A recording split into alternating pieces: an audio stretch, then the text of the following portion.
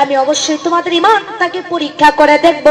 ওয়ালা নাবুলু ওয়ান্নাকুম বিশাইইন মিনাল খাউফি ওয়াল জুই ওয়া নাকসিম মিনাল আমওয়ালি ওয়াল আনফুসি ওয়াস সামারাত ওয়া বাশশিরিস সাবিরিন। আল্লাহ রাব্বুল আলামিন সুবহানাহু ওয়া তাআলা তিনি বলেছেন, বান্দিরা রে, আমি তোমাদেরকে এই পৃথিবীর বুকে যারা সুদ খাবে, ঘুষ খাবে, জিনা করবে, ব্যভিচার করবে, অন্যায় অত্যাচার করবে, তাদেরকে কোনো বিপদ দেব না, মুসিবত দেব না।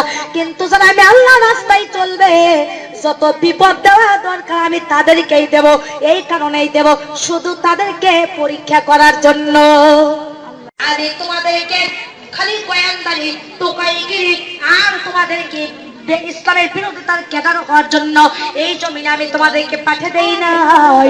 আমার জমিনে আমি তোমাদেরকে অবশ্যই আমার খলিফা হিসেবে নিযুক্ত করেছি। আমার মা বোনেরা, কিন্তু আমরা আল্লাহর নাফরমানি করি, আমরা আল্লাহর দেওয়া বিবেক নিয়ে আল্লাহর নাফরমানি করি, আমরা আল্লাহর দেওয়া বুদ্ধি দিলে আল্লাহর গুণগান আমরা গাই না। কিন্তু আল্লাহ পাক রব্বুল আলামিন বলেছে, বান্দা আমি তোমাদেরকে সৃষ্টি করেই ক্ষান্ত হই নাই, আমি তোমাদের হিদায়াতের জন্য এমন একটি কোরআনুল কারীম দান করে দিয়েছি, যেই কোরআনটা 104 খানা কিতাবের মধ্যে, বড় 4 খানা কিতাবের মধ্যে একটি কোরআন। আর এই কোরআনের মুজিজা অনেক বড়, কারণ এই কোরআন যদি, এই কোরআনের ব্যাখ্যাটা এমন যে এই কোরআনের ব্যাখ্যা লিখতে লিখতে গোটা পৃথিবীর কাজগুলোকে যদি কলমে পরিণত করে দেওয়া হয়, আর গোটা পৃথিবীর নদীর সাগরের পানিগুলিকে যদি কালিতে পরিণত করে দেওয়া হয়, আল্লাহর কালামের এক আয়াতের বাণী লিখতে লিখতে গোটা পৃথিবীর গাছগুলি শেষ হয়ে যাবে, গোটা পৃথিবীর সাগরের পানিগুলি শেষ হয়ে যাবে, কিন্তু আল্লাহর কালামের বাণী লেখা শেষ হবে না। সেই কোরআনের প্রথমে আমার আল্লাহ জানিয়ে দিয়েছেন, জালিকাল কিতাবু লা রাইবা ফীহি হুদাল লিল মুত্তাকিন। আমি এই কিতাবের মধ্যে যা দিয়েছি এটা এমন একটি কিতাব যাতে কোনো সন্দেহ নাই, যাতে কোনো ভুল নাই, যাতে কোনো ত্রুটি নাই। এই কোরআন যারা মানবে আমি রব্বুল আলামিন তাদের নামটাই মুত্তাকিনের খাতায় দিয়ে দেব। আমার মাজান পৃথিবী, আজকে আমরা দুনিয়ার মহাব্বতে পড়ে যাই, আল্লাহ ভুলে গেছি। আজকে আমরা ছোট দুনিয়ার মহাব্বতে পড়ে কোরআন ভুলে গেছি, ছোট দুনিয়ার মহাব্বতে পড়ে ইসলামী আন্দোলন ভুলে গেছি, ছোট দুনিয়ার মহাব্বতে পড়িয়া আমরা নামাজ ভুলে গেছি, বেহায়া পথে চলি, টাকা পয়সার গৌরব করে। কিন্তু হাদিস শরীফের মধ্যে এসেছে, আর দুনিয়া মাজরাতুল আখিরা, এই দুনিয়াটা শস্য ক্ষেত্র রে। কারণ তোমরা যদি মৃত্যুকে বেশি স্মরণ করো, তাহলে পৃথিবীতে নাফরমানি কাজ তোমাদের বন্ধ হয়ে যাবে। হাদিস শরীফের ভিতরে এসেছে, এক সাহাবী আল্লাহ রাসূলের কাছে এসে বলছে, ইয়া রাসূলুল্লাহ, মৃত্যুকে কেমন কাছে মনে করব? তখন নবীজি বলছে, বলো তো কেমন কাছে মৃত্যুকে মনে করো? তখন সাহাবী বলতেছে, ইয়া রাসূলুল্লাহ, ইয়া হাবিবাল্লাহ, আমি নামাজ পড়ব ফজর, কিন্তু জোহর পড়তে পারবো না, এত কাছে মনে করি। জোহর পড়ব, আসর পড়তে পারবো না, আসর পড়ব, মাগরিব পড়তে পারবো না, এত কাছে মনে করি। রাসূল বলছে, না মিথ্যা কথা। তার কারণ হলো মৃত্যুকে এত কাছে মনে করো যে তুমি ডান দিকে সালাম ফিরবা, বাম দিকে সালাম ফেরার সময় তুমি পারবা না, এত নিকটেই মৃত্যুকে তুমি মনে করো। আমার মাজানেরা, আমরা যদি মৃত্যুকে এতই কাছে মনে করতাম, বেনামাজি হতাম না।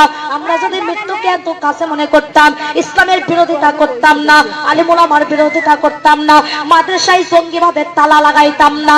আমরা যদি এতটুকুই বুঝতাম, আমরা বেহায়া বেপরদা হয়ে চলতাম না, সুদের খাতায় নামটা দিতাম না, ঘুষের খাতায় নামটা দিতাম না, জিনা ব্যভিচার করতাম না, মুখে মিথ্যা কথা বলতাম না। কারণ আমাদের মধ্যে আছে আল্লাহর ভয়। আল্লাহ রাব্বুল আলামিন কুরআনুল হাকিমের মধ্যে বলেছেন, বান্দারে, ইমানদার যদি হতে চাও, তাহলে সর্বপ্রথম পৃথিবীর কোন মন্ত্রীর ভয় করো না, কোন প্রাইম মিনিস্টারের ভয় করো না, কোন ম্যাজিস্ট্রেটের ভয় করো না।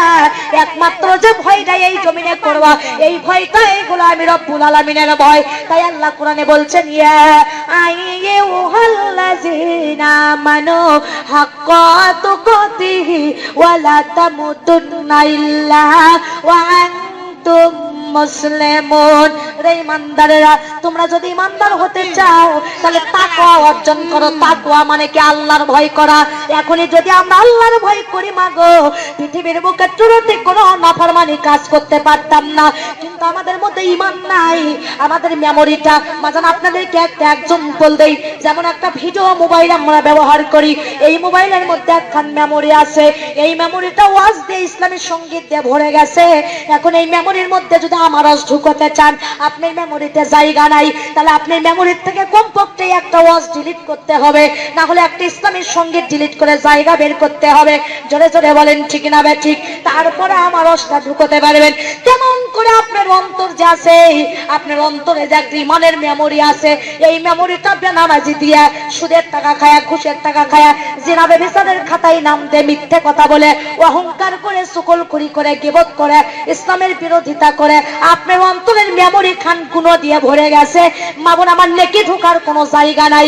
এই মেমোরিটা গুণো দিয়ে ভরে যাওয়ার কারণে হাজার হাজার ওয়াজ শোনার পরে আপনার এই মেমোরির মধ্যে কোনো হিদায়তি কথা ঢোকে না, কারণ আপনার মেমোরিতে নেক কথা ঢুকবে এমন জায়গা নাই, গুণো দিয়ে ভরে গেছে। আমার মা বোনেরা, আমার বন্ধুরা, লা ইলাহা ইল্লাল্লাহ, লা ইলাহা ইল্লাল্লাহ, লা ইলাহা ইল্লাল্লাহ, লা ইলাহা ইল্লাল্লাহ, লা ইলাহা ইল্লাল্লাহ, সুবহানাল্লাহ ওয়ালহামদুলিল্লাহ, লা ইলাহা ইল্লাল্লাহ। পেছনের মা বোনেরা পড়তেছেন তো সবাই? হ্যাঁ।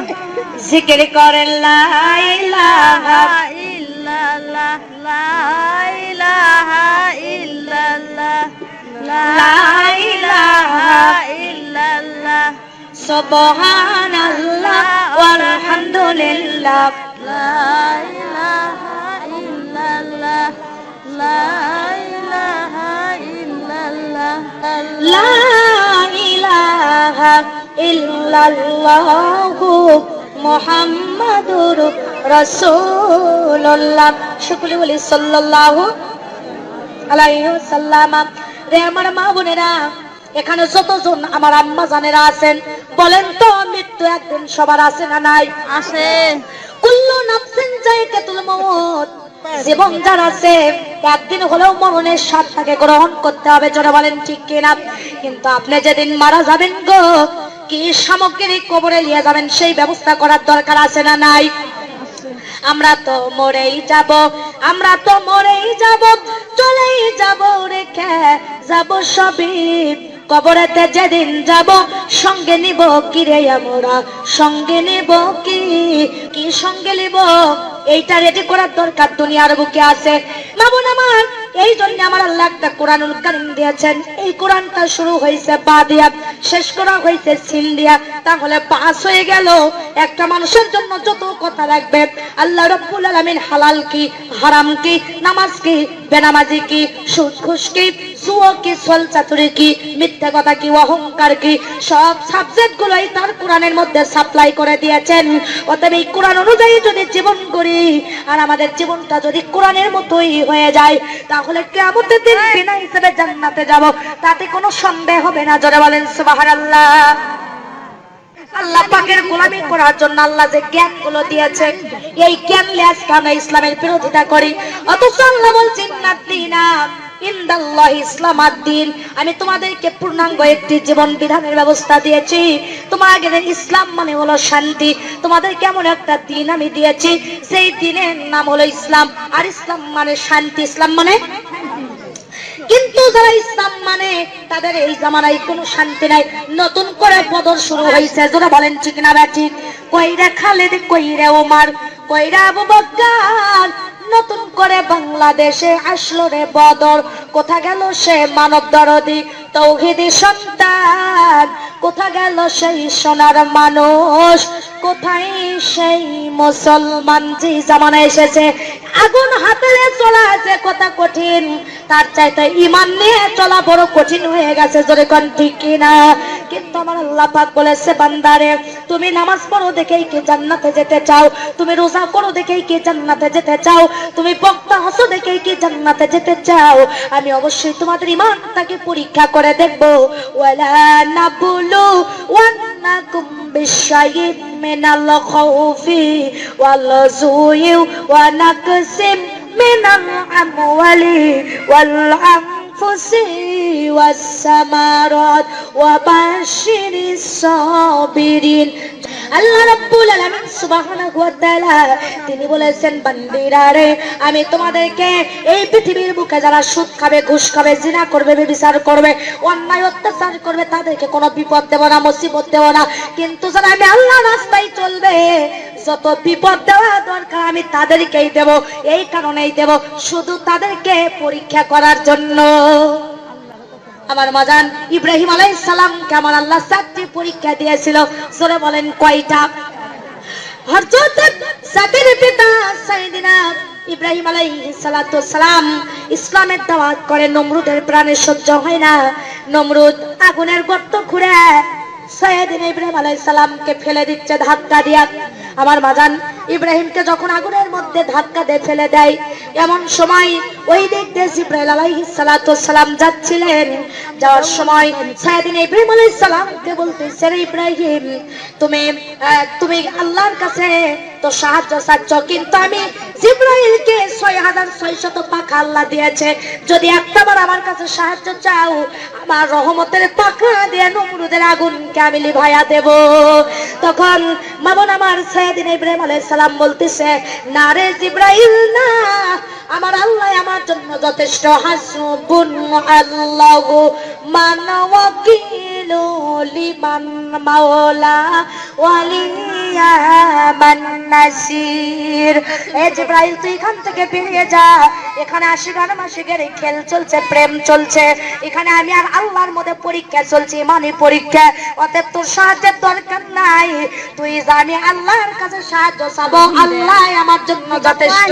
আগুনের মধ্যে ফেলে দিতে জানতেস না আমার ইব্রাহিম আলাইহিস সালাম সেখানে আগুনের মধ্যে যা ঘুরেছে আর মজান আবার আল্লাহর উপর ভরসা করে গান গাচ্ছে, আল্লাহ আমার রব, এই রবি আমার সব, আল্লাহ আমার রব, এই রবি আমার সব, দামে দামে তোর মন তারি অনুভব, দামে দামে তোর মন তারি অনুভব, তোমার না কাছে মাবুদ আর না কিছু চাই, তোমার মর্দুদ পেলে আমি, তোমার মর্দুদ পেলে আমি আখারে দাঁড়াই, পখ পকালের কণ্ঠে শুনি তাসবিহ করো রব, পখ পকালের কণ্ঠে শুনি তাসবিহ করো রব, আল্লাহ আমার রব, এই রবি আমার সব। ইব্রাহিম আলাইহিস সালাম যখন এই গানটা গাচ্ছিল তখন আমার আল্লাহ পাক আগুনকে ডাক দিয়ে বলেন হে আগুন আমার ইব্রাহিমের জন্য তুমি ঠান্ডাদায়ক হয়ে যাও, বড় দাও সালামান কাওলান আলাল ইব্রাহিম, হে আগুন তুমি আমার ইব্রাহিমের জন্য ঠান্ডাদায়ক হয়ে যাও, ফুলের বাগান হয়ে যাও। সঙ্গে সঙ্গে বাজান দাহু দাহু জ্বলন্ত আগুন সাইয়েদিনা ইব্রাহিম আলাইহিস সালামের জন্য আগুন পানি হয়ে গেল, ঠান্ডাদায়ক হয়ে গেল এবং ওই আগুন ফুলের বাগানে পরিণত হয়ে গেল। সাহায্যের মালিককে ওয়াকানা হাক্কান আলাইনা নাসরুল মুমিনিন, যারা আল্লাহর হুকুম মানে মুমিন হয়ে যাবা, তোমরা যত বিপদে পড়ো, মুসিবতে পড়ো, যেখানে পড়ে যাও, পৃথিবীতে কারো সাহায্যের দরকার নাই, আমার আল্লাহ মুমিনদেরকে সাহায্য দান করবে। জোরে জোরে বলেন সুবহানাল্লাহ। লা ইলাহা ইল্লাল্লাহ, লা ইলাহা কালেমা লা ইলাহা ইল্লাল্লাহ, সুবহানাল্লাহ ওয়ালহামদুলিল্লাহ, সুবহানাল্লাহ ওয়ালহামদুলিল্লাহ, লা ইলাহা ইল্লাল্লাহ কালেমা লা ইলাহা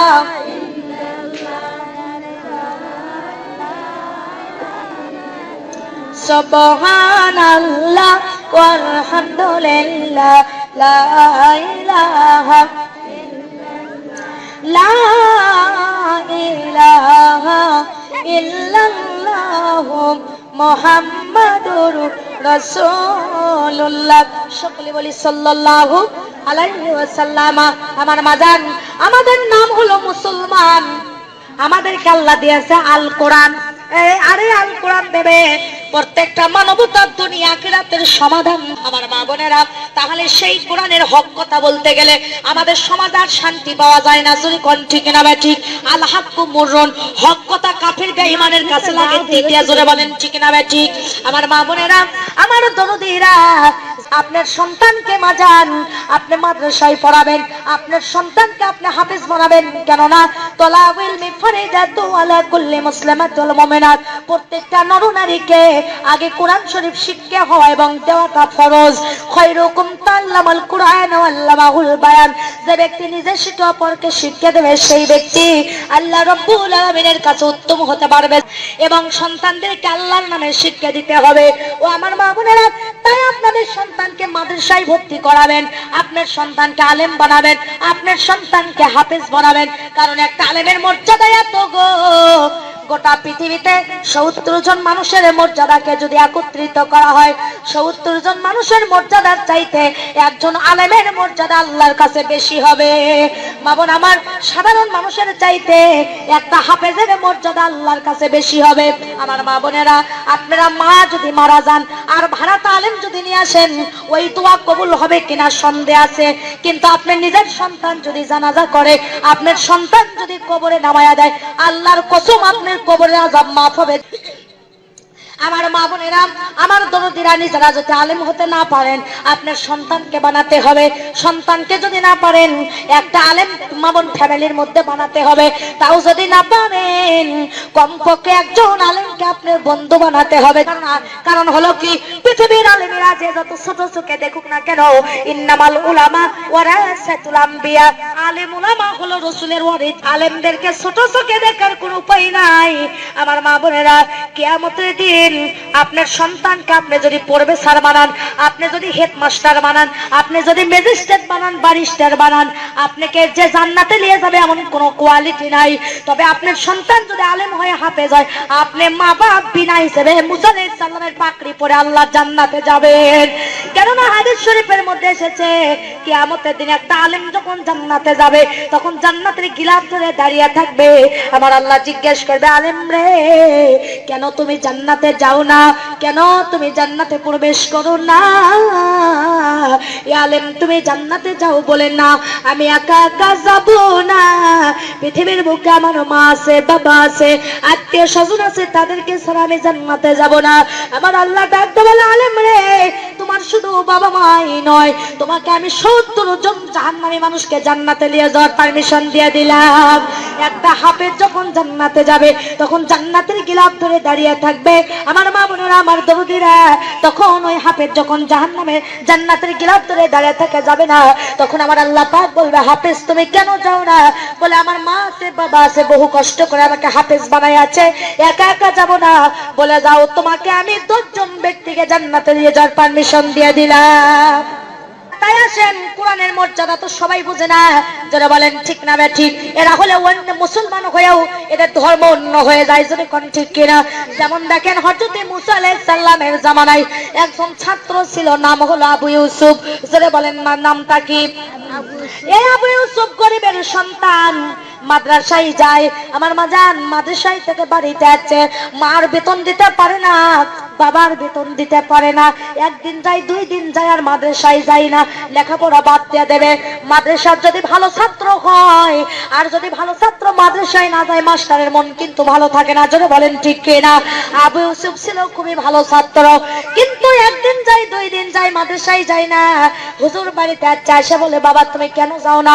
বলছে, হুজুর, মা গরিব মানুষ, বাবা গরিব মানুষ, তাই আমাকে বেতন দিতে পারবে না, তাই আমি আর আপনার মাদ্রাসায় যাব না। তখন হুজুর বলতেছে, বাবা তোমাকে এমনি কোরআনুল কারীম শিক্ষা দেব, তাও তুমি আমার মাদ্রাসায় আসো। বলছে হুজুর যান, আগামী কালকে থেকে যাব। এখন আবু ইউসুফ পরের দিন যখন হুজুরের মাদ্রাসায় যাচ্ছিল, এমন সময় পায়ের স্যান্ডেল ভালো না, পায়ের স্যান্ডেলটা ছিঁড়ে গেছে। পায়ের স্যান্ডেলটা একটা মুসির কাছে যে বলছে, বাবাজি পায়ের স্যান্ডেলটা আপনি আমাকে ভালো করে দেন। মুসি পায়ের স্যান্ডেল ভালো করে দিয়ে বলছে, বাবা তুমি আমাকে টাকা দাও। বলছে, বাবাজি আমি গরিবের সন্তান, আমার কাছে টাকা নাই, বহু কষ্ট করে আল্লাহর কোরআন আমি হেফজ করেছি, আপনাকে আমি প্রাণ ভরে একটা পারা কোরআনুল কারীম শোনায়া দেব, আপনি কোরআনটা শুনে আমাকে পায়ের স্যান্ডেল দিয়ে দেন। মুসি বলতেছে, না গো বাবা না, তোমাকে স্যান্ডেল দেওয়া যাবে না, তুমি আগে টাকা দাও। মাজান আমার বলছে, বাবাজি আমার উপর চাপ দেন না, আমি গরিবের সন্তান, সময় আমরা ভাত পারি না, আপনি পায়ের স্যান্ডেল ভালো করার টাকা দেব কোথায় থেকে? মুসি আর তা বোঝে না, 10 পারা কোরআন শুনে দিতে চাইছে তাও দেয় না, 20 পারা কোরআন শুনে দিতে চাইছে পায়ের স্যান্ডেল দেয় না, 30টা পারা কোরআনই শুনে দিতে চাইছে, তারপরেও নিষ্ঠুর মুসি তাকে পায়ের স্যান্ডেলটা দেয় না। দু চোখের পানি ছেড়ে দিয়ে বলছে, আল্লাহ যদি আমার বাপের সম্পত্তি থাকতো তাহলে আমাকে এই মুসির কাছে অপমান হওয়া লাগতো না। আল্লাহ তোমার কোরআনের দাম কেন নাই গো আল্লাহ? এইভাবে কান্দে আর মাদ্রাসায় গেছে। মাদ্রাসায় যে হুজুর কি হুজুর বলছে, বাবা আবু ইউসুফ এত আসতে দেরি হলো কেন?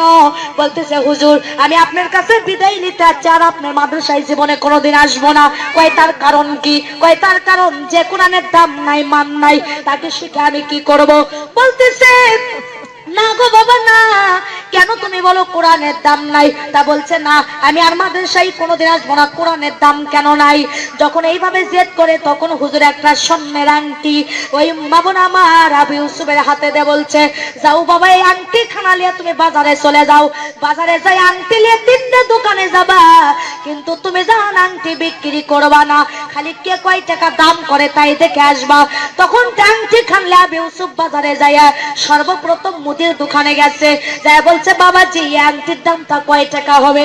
বলে 50 টাকা হবে। কয় আংটি বিক্রি করব না। সেখান থেকে কসমেটিকের দোকানে গেছে, কয় আংটির দাম 50,000 টাকা দেওয়া যাবে, কয় না আংটি বিক্রি করব না।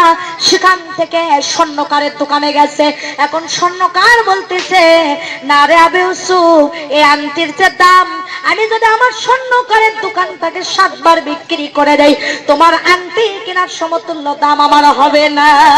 আমার মা বোনেরা তখন ওই 3 দোকানের দাম করে আংটি লিয়ে হুজুরের মাদ্রাসায় চলে আসছে।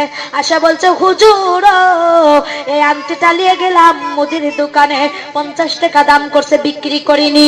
কসমেটিকের দোকানে গেছি, সেখানে যে 50,000 টাকা দাম করছে, বিক্রি করিনি। স্বর্ণকারের দোকানে গেছি, স্বর্ণকার বলছে দোকান যদি 7 বার বিক্রি করে দেই, আংটি কেনার সমতুল্য দাম আমার হবে না। হুজুর কই এই পর্যন্ত আমি দেখে আসলাম। হুজুর তখন কেঁদে বলতেছে, বাবা আবু ইউসুফ তুমি যে বলতেছো কোরআনের দাম নাই, তা তুমি যে স্বর্ণের আংটি নিয়ে মুদির দোকানে গেছো, মুদি তো শুধু তরকারি তারপরে তেল লবণ এগুলোই বিক্রি করে, কিন্তু মুদি তো আংটির মর্যাদা বোঝে না, এই জন্য 50 টাকা দাম করছে। কসমেটিকের দোকান কিছু সিরিকলের ব্যবসা করে, যার কারণে কসমেটিকের দোকানদার আংটির মর্যাদা কিছুটা হলেও বুঝেছে, যার কারণে 50,000 টাকা দাম করেছে।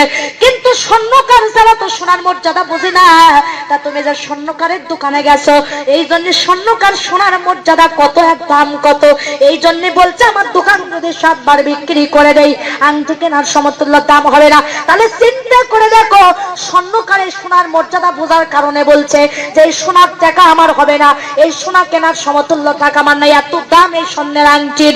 কিন্তু বাবাজি তুমি যে আল্লাহর কোরআন কোরআন জয় মুসিক শুনে দিতে চাইছো, ওই মুসি তো আমাদের ধর্মের কোন লোক নয়। ওই মুসি যদি কোরআনের মর্যাদা বুঝতো, তাহলে 1 পারা কোরআন কেন, 2 পারা কোরআন কেন, 10 পারা কেন, 30 পারা কেন? বাবা তোমার গায়ে যে একটা হুজুরের লিবাস আছে, সুন্নাতি লিবাস আছে, এই লিবাসটা দেখেই তোমাকে ওই পায়ের স্যান্ডেল দিয়ে দিত।